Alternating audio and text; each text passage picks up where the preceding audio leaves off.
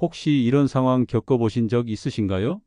부모님이 갑자기 숨을 쉬지 않으실 때 누구에게 먼저 전화해야 할지 막막했던 순간 119, 장례식장, 아니면 경찰? 정답을 모르는 사이에 그 짧은 10분이 평생의 후회가 되기도 합니다. 요즘 인터넷에 이렇게만 하면 된다는 광고 정말 많습니다. 하지만 그중 절반 이상은 잘못된 정보예요. 속지 마세요. 진짜는 단 3문장 안에 있습니다. 저는 25년간 어르신들의 마지막 길을 지켜온 장례지도사 정혜준입니다. 현장에서 수천 건의 임종을 지켜보며 깨달은 게 있어요. 가족들이 가장 많이 하는 실수가 딱 3가지라는 거죠. 첫 번째 실수는 장례식장부터 연락하는 겁니다. 사망진단서 없이는 아무것도 진행 안 돼요. 두 번째는 고인을 임의로 옮기는 행동입니다. 현장 보존이 자연사 판정의 핵심이거든요. 세 번째는 119 신고 시 쓰러졌어요 라고 말하는 겁니다. 이 표현 하나 때문에 불필요한 심폐소생이 40분간 이어지는 경우도 봤어요. 오늘 영상에서는 부모님이 집에서 돌아가셨을 때 가족이 절대 해서는 안 되는 행동 3가지, 그리고 평생 후회를 막아주는 정확한 4단계 절차를 알려드리겠습니다. 제가 25년간 현장에서 직접 겪고 배운 내용들이에요. 이론이 아니라 실제 사례들이죠. 특히 마지막에 나올 황금 15분 원칙은 절대 놓치시면 안 됩니다. 이게 바로 후회 없는 이별과 평생 가슴 아픈 이별을 가르는 기준이거든요. 혹시 비슷한 상황을 겪으셨거나 지금 준비하고 계신 분이라면 오늘 내용 끝까지 함께 해주세요. 제 경험상 이런 정보는 미리 알아두셔야 해요. 막상 그 순간이 오면 머릿속이 하얘져서 아무것도 생각이 안 나거든요. 그래서 지금 이 영상을 보시는 게 정말 현명한 선택이십니다. 댓글로 여러분의 경험이나 궁금한 점을 나눠주시면 제가 직접 답변 드리겠습니다. 작년 봄, 제 지인이신 63세 이정희 님에게 새벽 3시에 전화가 왔습니다. 어머니가 숨을 쉬지 않아요. 어떻게 하면 좋을까요? 목소리가 떨리더라고요. 집에서 86세 어머니가 돌아가셨는데 가족들끼리 의견이 엇갈렸던 겁니다. 언니는 장례식장부터 연락하자고 하고 오빠는 병원으로 모셔야 한다며 다투고 막내는 인터넷을 뒤지며 각자 말을 높이던 그 혼란의 새벽. 전화기 너머로 가족들의 목소리가 다 들렸어요. 결국 고인은 몇 시간을 거실 바닥에서 보내셔야 했고 형제들은 서로에게 상처만 남겼습니다. 이정희 님은 그날 이후 평생 후회하며 사셨어요. 우리가 조금만 알았더라면 어머니를 조금 더 편안하게 보내드릴 수 있었을 텐데. 그분이 제게 하신 말씀이 지금도 기억나요. 정 선생님, 이 이야기를 꼭 다른 분들한테도 알려주세요. 저희 같은 실수하지 않도록요. 저는 그날 이후 확신했습니다. 가족이 사랑으로 모셨던 부모님을 평안히 보내드리려면 감정보다 절차의 정확성이 먼저여야 한다는 걸요. 사랑하는 마음은 충분해요. 하지만 그 마음을 제대로 표현하려면 정확한 방법을 알아야 합니다. 오늘 이 영상에서 말씀드릴 내용은 여러분의 마지막 준비 방식을 완전히 바꿀 수 있는 중요한 지혜입니다. 이 이야기를 끝까지 듣고 실천하셔야만 진정한 평안을 경험할 수 있습니다. 중간에 끊으시면 가장 중요한 부분을 놓치게 돼요. 혹시 아직 구독과 좋아요를 누르지 않으셨다면 지금 바로 눌러주세요. 이 채널은 여러분의 건강한 노년과 평안한 준비를 응원합니다. 이런 중요한 정보를 더 많은 분들이 알 수 있도록 구독과 좋아요로 응원해 주세요. 끝까지 보지 않으시면 가장 중요한 실천법을 놓치게 됩니다. 특히 마지막에 나올 평안 상자 만들기와 황금 15분 원칙을 모르시면 지금까지의 준비가 의미 없어질 수 있어요. 뒤에 나올 단 하나의 습관이 모든 것을 바꿀 수 있습니다. 이렇게 작은 준비 하나가 평생의 후회를 막아줍니다. 그럼 지금부터 실제로 현장에서 가장 많이 발생하는 3가지 실수를 하나씩 짚어보겠습니다. 여러분의 식습관을 바꾸는 작은 실천만으로도 충분히 일어날 수 있는 일이죠. 그래서 이제는 우리 일상에서 실수로 이어지는 행동들을 하나씩 짚어보겠습니다. 먼저 가장 흔한 실수부터 말씀드릴게요. 집에서 돌아가셨을 때 가장 먼저 떠오르는 건 장례식장입니다. 그런데 이게 바로 첫 번째 함정이에요. 사망진단서 없이는 아무것도 진행되지 않거든요. 장례식장에 전화하면 제일 먼저 묻는 게 뭔지 아세요? 진단서 받으셨어요? 이겁니다. 보건복지부 통계를 보면 사망진단서 발급 전에 장례 진행을 시도한 가족의 70%가 일정 지연을 겪었다고 합니다. 생각보다 정말 많은 분들이 이 순서를 헷갈리시더라고요. 급한 마음은 이해합니다. 하지만 순서가 틀리면 오히려 더 늦어져요. 저도 처음 이 일을 시작했을 때는 이게 왜 이렇게 중요한지 몰랐어요. 그런데 현장을 수백 번 경험하다 보니 알게 됐죠. 제가 만난 72세 박동규 님도 그랬어요. 어머니가 새벽에 돌아가셨는데 당황한 나머지 장례식장부터 예약하셨죠. 빈소도 잡고 친척들한테 연락도 다 돌렸어요. 그런데 진단서가 늦게 발급되면서 이틀 동안 장례를 미뤄야 했습니다. 가족들은 빈소에서 발만 동동 구르고 친척들한테는 일정 변경 연락을 다시 돌리고 정말 난감했다고 하시더라고요. 박동규 님이 그러시더라고요. 장례식장 직원이 처음부터 진단서부터 받으라고 했으면 이렇게 안 됐을 텐데. 아무도 순서를 안 알려줘서 혼자 헤맸다고요. 특히 친척 어른들한테 연락 돌렸다가 다시 취소하고 하는 게 정말 민망했대요. 이럴 때는 이렇게 해보시면 도움이 됩니다.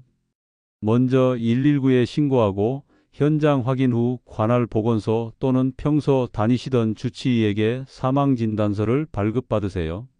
여기서 주의할 점은 폭사본은 효력이 없다는 겁니다. 반드시 원본을 최소 5부 이상 요청하셔야 해요. 장례식장용, 화장용, 사망신고용, 보험용, 예비용까지 생각보다 많이 필요하거든요. 제가 현장에서 본 분들 중에는 3부만 받았다가 나중에 또 발급받으러 가신 경우도 많아요. 그게 얼마나 번거로운지 모릅니다. 행정복지센터도 가고 보험회사도 가고 은행도 가야 하는데 원본이 모자라면 정말 힘들어요. 혹시 가족 중에 장례 절차로 어려움을 겪은 경험 있으신가요? 있으시다면 댓글로 공유해 주세요. 두 번째 실수는 고인을 임의로 옮기는 행동입니다. 이 부분이 정말 중요한데요. 현장을 보존하는 것은 자연사 판정의 기본 조건이거든요. 경찰청 지침에 따르면 가정 내 사망 현장은 반드시 원형 유지가 필요하다고 명시되어 있습니다. 왜 그럴까요? 자연사인지 아닌지를 판단해야 하기 때문이에요. 이게 법적으로도 정말 중요한 부분입니다. 제가 기억하는 75세 김상훈 님의 경우를 말씀드릴게요. 할아버지께서 소파에서 편히 돌아가셨는데 손자가 할아버지를 침대로 옮기는 바람에 경찰이 현장 조사를 했고 결국 부검까지 진행되어 장례가 일주일이나 지연됐습니다. 손자 입장에서는 할아버지를 편한 곳에 모시려고 한 거였어요. 효심에서 나온 행동이었죠. 하지만 그 행동 때문에 가족들은 그 일주일 동안 마음고생이 이만저만이 아니었다고 해요. 부검 결과 나올 때까지 장례도 못 치르고 친척들한테는 설명하기도 애매하고 정말 힘들었다고 하시더라고요. 김상훈 님이 그러시더라고요. 손자가 잘하려고 한 건데 그게 이렇게 될 줄 몰랐다고요. 부검실에서 할아버지 모습 보는 게 정말 견디기 힘들었대요. 그래서 이렇게 당부드립니다. 발견 당시 그대로 두세요. 청소도 안 되고 옷 교체도 안 되고 약 정리도 하시면 안 됩니다. 물컵이나 약봉지, 안경까지도 그대로 둬야 자연사 확인이 원활해요. 저도 처음에는 이게 왜 그렇게 중요한지 몰랐는데 현장에서 일하다 보니 작은 물건 하나가 전체 절차를 바꿔버리는 걸 수없이 봤습니다. 특히 약봉지는 절대 치우시면 안 돼요. 어떤 약을 드셨는지, 언제 드셨는지가 자연사 판정의 중요한 근거가 되거든요. 경찰도 그 부분을 꼼꼼히 확인해요. 티슈 하나, 물컵 하나도 현장의 증거가 될 수 있으니까요. 혹시 가족이 놀라서 고인을 옮긴 적 있으신가요? 그런 경험 있으시면 말씀해 주세요. 세 번째 실수는 119 신고 시 표현을 잘못하는 행동입니다. 이게 생각보다 정말 큰 차이를 만들어요. 쓰러졌어요 라는 표현은 응급 출동을 유발해서 불필요한 심폐소생이 진행됩니다. 소방청 자료를 보면 가정 내 사망 신고의 40%가 응급으로 분류돼 5인 심폐소생이 시행된다고 해요. 왜 그럴까요? 쓰러졌다는 건 아직 살아계실 수 있다는 의미거든요. 그러면 구급대원들은 당연히 심폐소생을 시도합니다. 법적으로도 그래야 하고요. 하지만 이미 돌아가신 분께 심폐소생을 하면 어떻게 될까요? 가슴이 눌리고 인공호흡이 들어가고 가족들은 그 모습을 지켜봐야 합니다. 정말 가슴 아픈 장면이죠. 85세 윤영자 할머니 사례를 말씀드리면 할머니께서 평온히 돌아가셨는데 가족이 쓰러지셨다고 신고해서 40분간 인공호흡을 받으셨습니다. 가족들은 그 모습을 보며 너무나 가슴 아파했다고 해요. 할머니는 편안히 가셨는데 마지막 순간이 그렇게 되어버린 거죠. 딸이 그러시더라고요. 어머니가 그렇게 가시는 모습을 보는 게 정말 힘들었다고요. 평생 그 장면이 눈에 밟힌대요. 정확한 문장은 이겁니다. 숨을 쉬지 않고 주무시다 돌아가셨습니다. 평소 복용 중인 약은 이것입니다. 이렇게 말씀하시면 됩니다. 복용약, 질환명, 마지막 의식 시점을 함께 전달하시면 더 좋고요. 이 문장을 지금 휴대폰 메모장에 저장해 두세요. 급한 상황에서는 머릿속이 하얘지거든요. 제가 현장에서 본 분들 중에는 미리 메모해 둔 분도 계셨어요. 그분은 신고 과정이 3분 만에 끝났어요. 구급대원도 상황을 바로 파악하고 불필요한 조치 없이 깔끔하게 처리됐죠. 준비의 차이가 이렇게 크답니다. 혹시 신고 문장을 미리 메모해 두신 적 있으신가요? 없으시다면 지금 당장 해보세요. 이 세 가지만 기억해도 가족의 혼란을 80% 줄일 수 있습니다. 실수를 피하는 것도 중요하지만 이제는 반대로 올바르게 대응하는 4단계 절차를 정확히 알아야 할 때예요. 지금부터 차근차근 알려드릴 테니 집중해 주세요. 첫 번째 단계는 정확하게 신고하기입니다. 숨을 쉬지 않고 주무시다 돌아가셨습니다. 이 문장을 메모장에 저장해 두세요. 급한 상황에서는 아무리 차분한 사람도 말이 꼬이거든요. 절대 고인을 움직이지 말고 나이, 성별, 마지막 대화 시점을 함께 전달하시면 됩니다. 이게 정말 기본 중에 기본이에요. 제가 현장에서 본 경우를 말씀드리면 메모해둔 분들은 신고 과정이 3분 안에 끝났고 그렇지 않은 분들은 10분 넘게 전화 붙잡고 계셨어요. 그 7분 차이가 얼마나 큰지 아세요?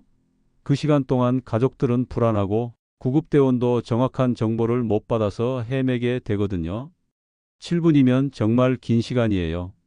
그 사이에 가족들 마음은 천갈래 만갈래로 찢어집니다. 특히 밤에 이런 일이 생기면 더 당황하시잖아요. 머릿속이 하얘지고 뭘 어떻게 해야 할지 모르겠고 그럴 때 메모장 하나가 정말 큰 도움이 됩니다. 한 분은 그러시더라고요. 새벽 2시에 아버지가 돌아가셨는데 메모해둔 문장 보고 신고하니까 정말 든든했대요. 떨리는 손으로 휴대폰 켜서 메모장 보면서 읽었다고 하시더라고요.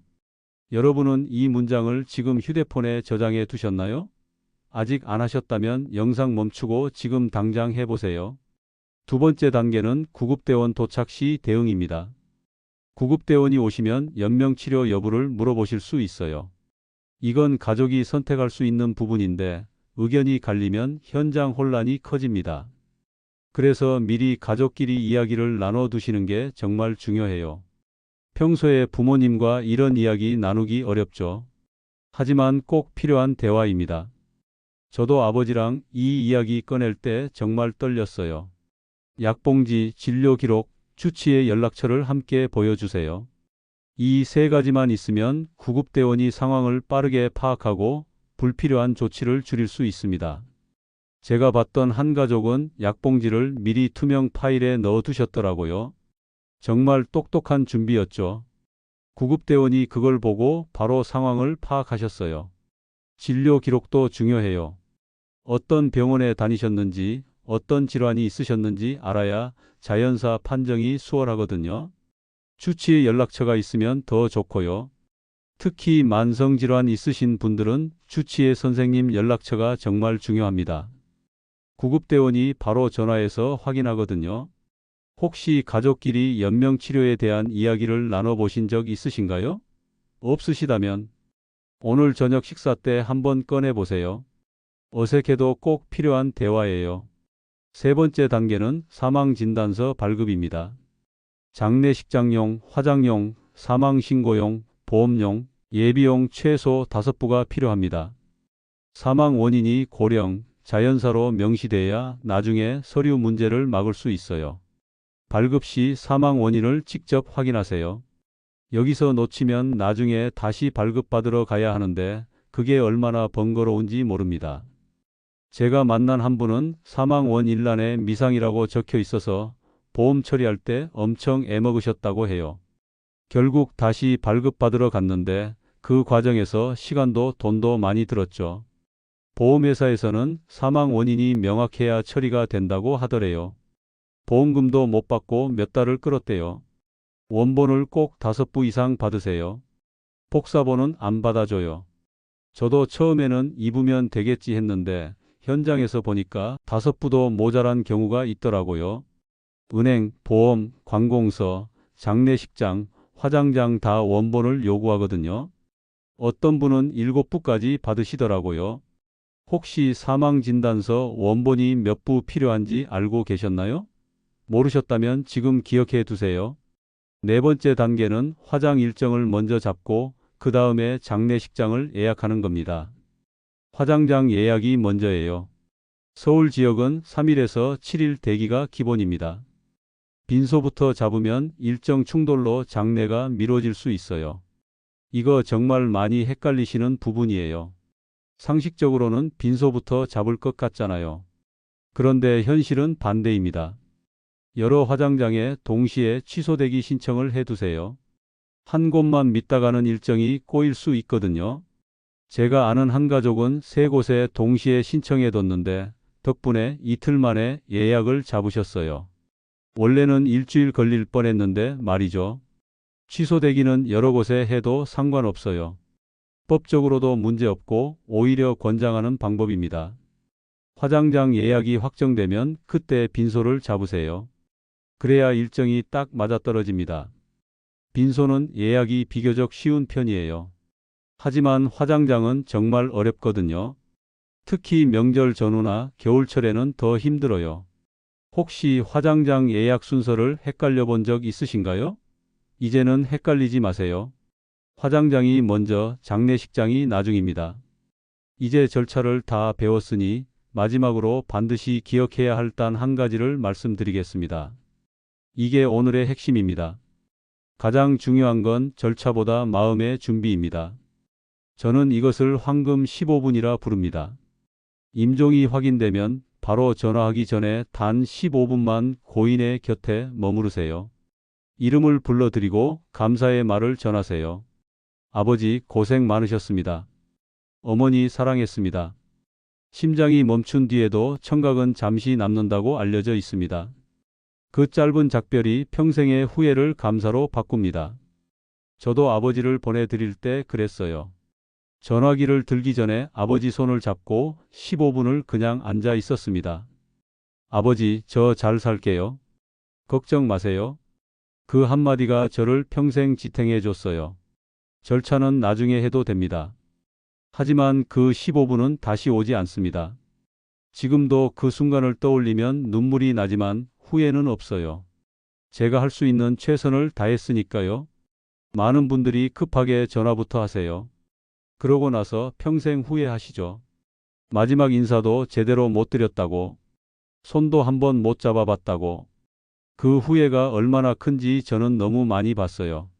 그래서 여러분만큼은 그런 후회하지 않으셨으면 좋겠습니다. 오늘 당장 실천할 수 있는 한 가지 평안 상자를 만들어 두세요. 약봉지 복사본, 중요 서류 위치, 고인의 소망, 연락망 명단. 이 4가지만 준비해 두면 어떤 상황에도 흔들리지 않습니다. 저는 부모님과 함께 이 상자를 만들었어요. 처음엔 어색했지만 지금은 그게 가장 큰 안심이 됐습니다. 어머니가 그러시더라고요. 이렇게 준비해 두니까 마음이 편하다고, 언제든 갈 준비가 됐다고. 그 말씀 들으면서 저도 마음이 놓였어요. 평안 상자는 죽음을 준비하는 게 아니라 삶을 더 평안하게 사는 도구입니다. 잘못 관리했을 때는 가족이 혼란에 빠지고 고인도 편히 가시지 못하고 평생 후회만 남습니다. 형제들끼리 다투고 서류 문제로 골치 아프고 장례도 제대로 못 치르게 되죠. 하지만 제대로 준비했을 때는 가족이 평온하고 고인도 존엄하게 가시고 남은 사람도 감사함으로 기억합니다. 이 차이가 얼마나 큰지 아시겠죠? 오늘 제가 말씀드린 내용 정리해 드릴게요. 첫째, 장례식장보다 119 신고와 사망 진단서가 먼저입니다. 둘째, 고인을 절대 옮기지 마세요. 셋째, 신고 시 정확한 문장을 사용하세요. 넷째, 화장장 예약이 장례식장보다 먼저입니다. 그리고 마지막으로 황금 15분을 꼭 기억하세요. 오늘 내용 중 가장 마음에 남은 부분이 있으신가요? 또 여러분은 부모님의 마지막을 어떻게 준비하고 계신가요? 댓글로 나눠주세요. 여러분의 준비가 누군가의 평안을 지킬 수 있습니다. 제가 댓글 하나하나 다 읽고 답변 드리겠습니다. 여러분의 이야기를 듣고 싶어요.